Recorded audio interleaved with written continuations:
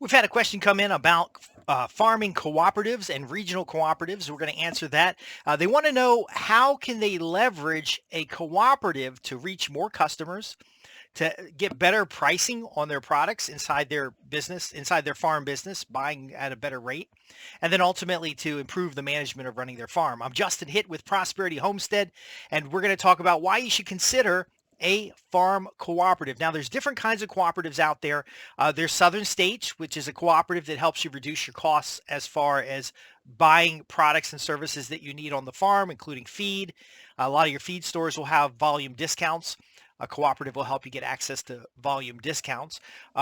The Farm Credit is a cooperative where they lend money to members and then members receive dividends and proceeds. The biggest benefit of a farm cooperative is that it actually reduces your costs. So let's say you're a homestead or a small farm and you're raising just one animal. You're raising eggs. A lot of folks will just sell those eggs direct, and they're competing with big factories, and they're competing with the grocery store, and they're competing with the guy down the street that decides to sell eggs.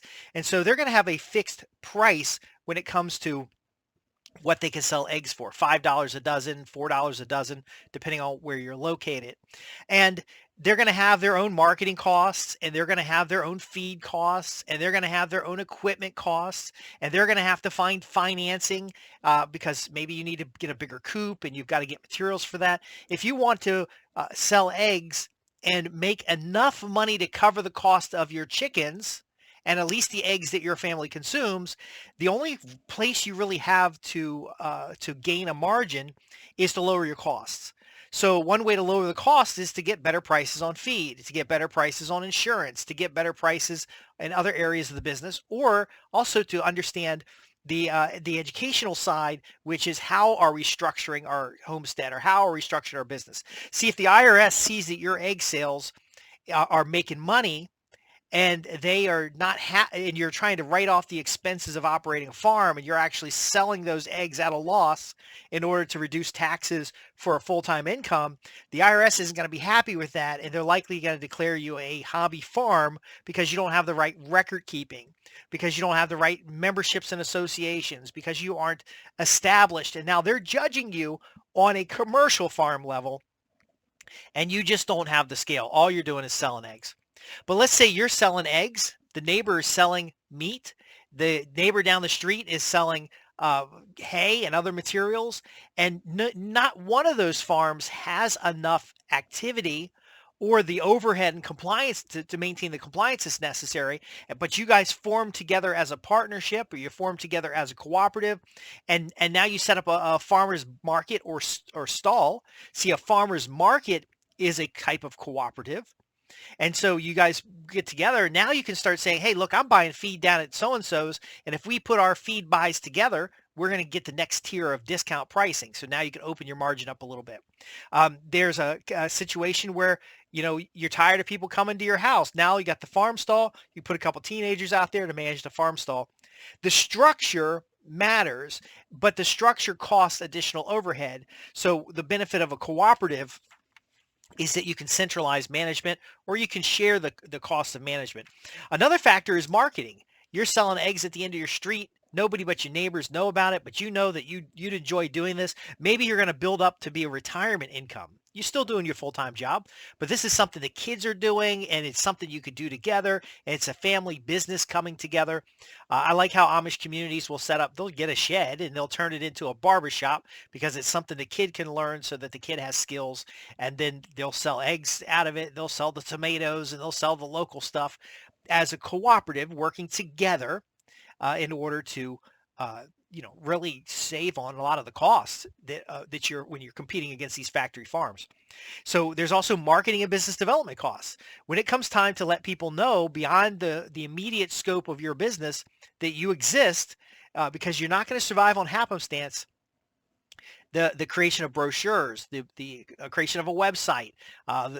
Today with shipping the way it is, you can ship your eggs across the country if somebody really wants to buy them. If you're doing value-added products, maybe you're selling eggs, but now you're getting into cheeses. Okay. And now you've got goat cheese covered in blueberries, and all the neighbors rave about it. And you've got a way to package it, and you've invested in the costs. Maybe you leverage a cooperative to get the funds to invest in the equipment that's shared. The Spencer Penn Center has a commercial kitchen in my region, and that's a type of cooperative as well. So again, the membership to the consortium, cooperative, association is a way to lower your overall costs. Now, again, it depends on what your needs are. And in the case of some of the farms that I manage, they're working with farm credit, and they get a loan, a favorable rate on a loan. They get discounts and benefits through farm credit. That's good enough for them. And in other cases, because I'm going to actually contract raise goats, in other cases, I'm in an association with somebody else who owns the goats, who owns the marketing of the goats, who owns everything about the goats, and I'm just taking care of the goats. And then I'm responsible for feed costs. I'm responsible for buying feed from them for the goats that I've got. And then at the end of the set, there's a settlement. There's like a credit. So that's the last thing that's pretty important about farm cooperatives, is that there's going to be some sort of accounting. Everybody's going to pay money into it. And then when they do a joint marketing fund, so maybe example, they have 12 marketing campaigns a year that present seasonal foods and their pairings, because there's a wine member in the cooperative, and there's an egg person in the cooperative, and there's a cheese person in the cooperative, and there's a bread person in the cooperative, and there's a meats person in the cooperative. And so they're going to offer seasonal recipes, seasonal wine recommendations, seasonal food, what's available food wise and where to pick it up. And so everybody's going to pay in to that, and they're going to get the benefit of something that they would not be able to individually afford. So there's a little bit of public relations in there as well. There's the finding of venues. But what's important is it reduces your individual risk and reduces your individual overhead. So where you selling the product direct have a lot of overhead, in the cooperative is not as much overhead. You can focus on producing. You can focus on quality.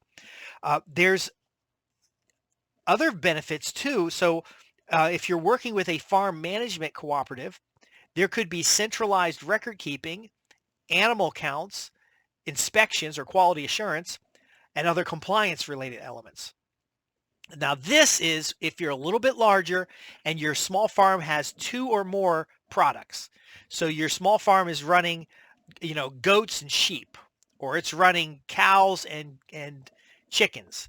And now you have more product that comes due, and you want to make sure that your customers know about the product so they can buy it more efficiently, and that you don't get stuck with a lot of extra product. So imagine if you have chickens and you're producing 65 eggs a day, and you're happy running away, selling eggs left and right. And then all of a sudden something happens and you don't have any eggs to sell. Well, what's going to keep those customers loyal to what you have to offer and keep them from running off to somebody else? Well, it could be the cooperative. And the cooperative could be, explaining the situation. A lot of people don't know that in the winter, chickens lay fewer eggs. It could explain tell the story of what happened and why there's no eggs available, and then recommend a source of eggs so that you keep the customer relationship. But you can often help another farmer in your community who can take up slack. And then if it gets big enough, you can have like Vital Farms. Vital Farms actually has television commercials, and it has eggs in grocery stores, because they've got enough independent farms working together under the cooperative or the partnership approach, that they're able to market for a large range of product. Now, the quality assurance is very important because you want to make sure everybody in the cooperative contributes. Everybody in the cooperative has a equal quality product. But on a regional level, it could literally be 5 neighbors who serve 2 or 3 farmers markets. And rather than you sitting at 3 farmers markets, it's one neighbor at one market, another neighbor at another market, and the product is split up before it goes out. They may be, for example, have a cooperatively owned refrigeration truck. They might have a set of coolers that are owned. So one thing I've seen in a cooperative, I actually worked with a cooperative that would receive vegetables from farms. So it was basically a big farm truck full of whatever was harvested at that time that didn't go to market. And so that would come back to our church. And then a group of volunteers would come and divide the food up into food baskets. and then a certain number of food baskets went to the needy families in the community, and somebody would drive out and take those food baskets to folks in our community, and then all the volunteers went home with a basket at a discounted price.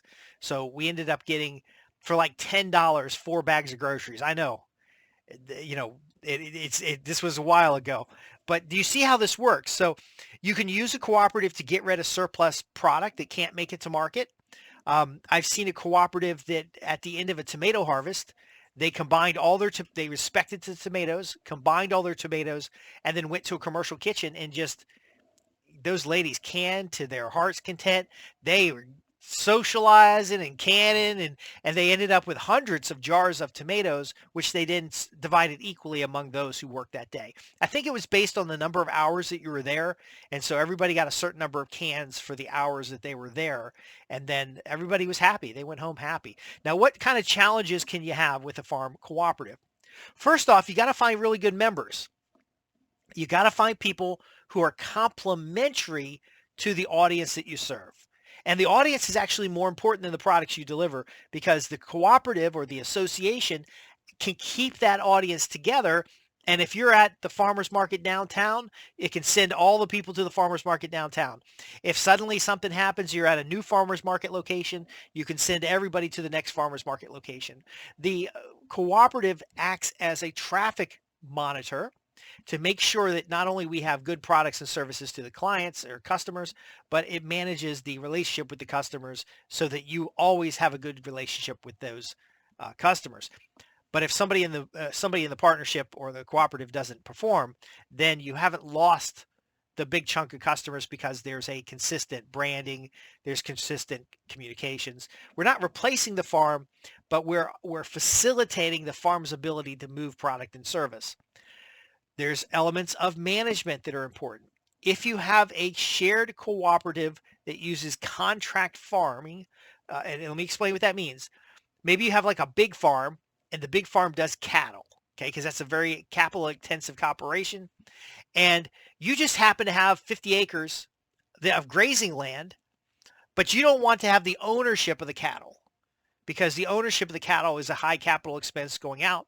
Well, as a member of the cooperative, that farmer with his 50, 60, 100 cattle can send some of those cattle to your property, and then they can graze your property, and then maybe they move off to another property. And Joel Salatin kind of has that model going on. He has these different batches of animals that move around rented or leased land.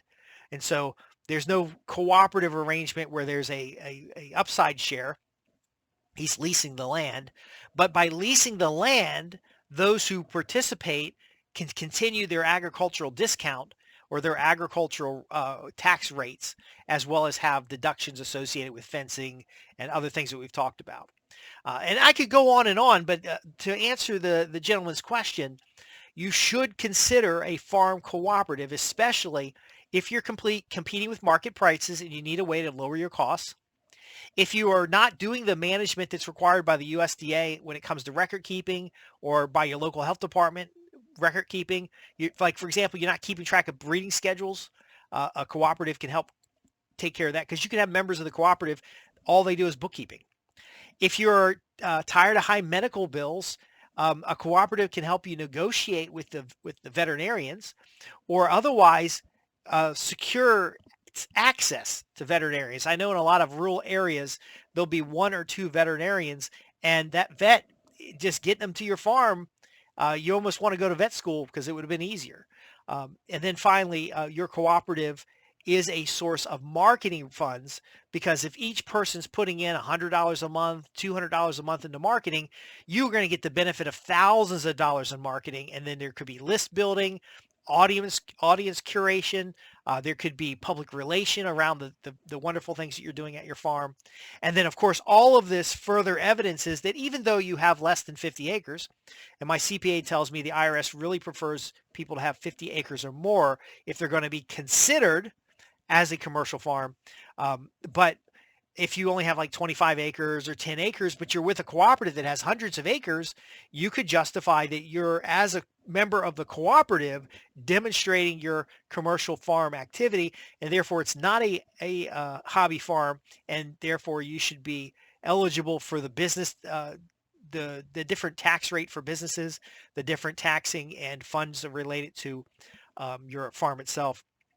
And one thing that's interesting is when the cooperatives are regional, is very often the cooperative itself can go get grants and then apply them within the membership in a way that an individual farm just cannot do. So there's a lot of things that you should do as a homestead or you should do as a small farm that are nearly impossible, especially if you're still working full time. But through a cooperative, whether you're hiring a cooperative service to manage your cooperative and you've got a couple of people that work in that cooperative, or you've formed it through an association or your own structure, this is a way, or you just, oh, by the way, or you joined an existing cooperative. This is a way to maintain your tax benefits, to simplify the management of your farm, to improve overall costs, to increase productivity, maybe even negotiate better insurance rates because a cooperative gives you scale. It allows you to have a small farm. It allows you to have a small homestead, yet the power collectively to scale and serve your community. Regional food is more important than ever before. With supply chain disruptions during COVID and other supply chain disruptions recently, you need to be able to partner with your neighbors to build community, and through that community serve those who need food, quality food that you can raise, and then do so in a way that's economical, prosperous, and overall builds the value of your land. Thank you for listening. I'm Justin Hitt with Prosperity Homestead. You can visit www.prosperityhomestead.org to ask questions about marketing cooperatives, farming cooperatives, or other types of structures that help you live in a homestead of your dreams, that help you now achieve the security and structure that comes with your own small farm or homestead. Thanks for listening, and I'll see you in the next podcast.